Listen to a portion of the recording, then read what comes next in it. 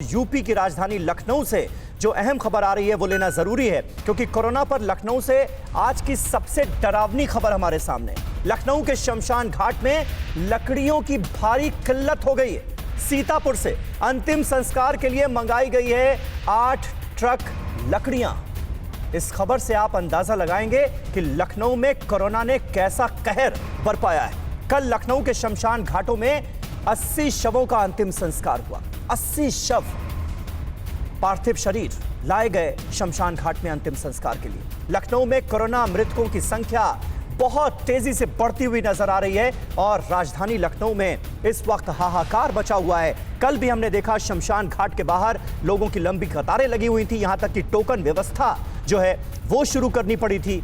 80 शवों का अंतिम संस्कार हुआ लखनऊ में बैकुंठ धाम के इस शमशान घाट में, और आज बाहर से लकड़ियां मंगवानी पड़ी हैं क्योंकि अंतिम संस्कार के लिए लकड़ियों की कमी हो गई है। विपिन चौबे हमारे संवाददाता इस वक्त हमारे साथ मौजूद हैं। विपिन, एक तो अस्पतालों में नाकाफी इंतजाम और दूसरी तरफ शमशान घाट में बढ़ाए जाते इंतजाम, लखनऊ की ये क्या कहानी कह रहे हैं?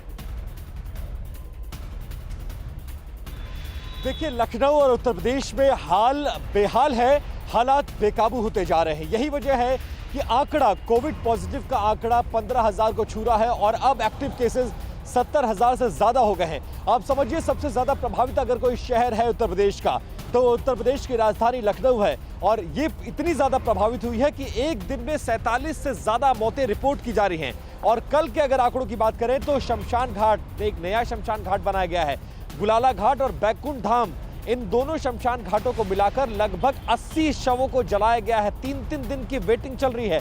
हालात इतने बदतर हो गए हैं कि कोविड से मरने वालों की तादाद इतनी ज्यादा बढ़ गई है कि अब लकड़ियां लखनऊ में कम पड़ गई हैं। 8 ट्रक लकड़ियां सीतापुर से मंगाई गई हैं। और अगर अस्पतालों की बात करेंगे समीर आप, तो अस्पतालों की हालत खस्ता हाल है।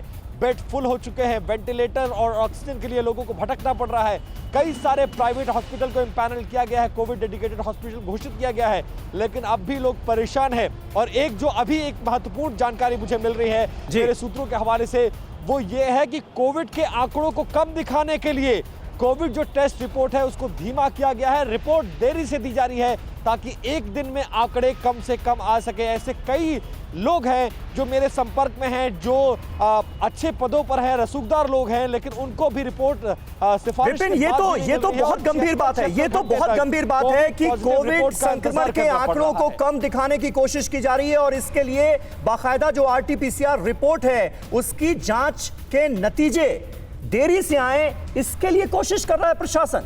आंकड़े छुपाने से हकीकत थोड़ी छुप जाएगी।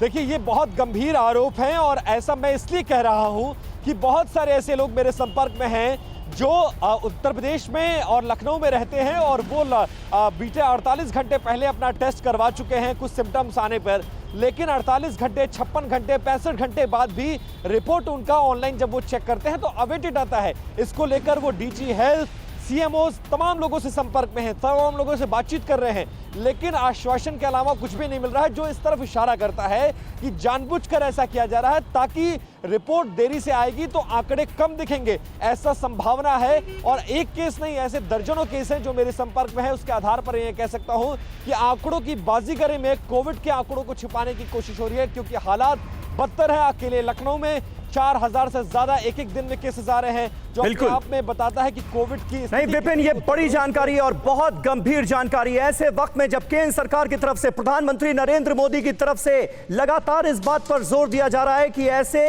लोगों की ट्रेसिंग की जाए और उनका ट्रीटमेंट शुरू हो जाए।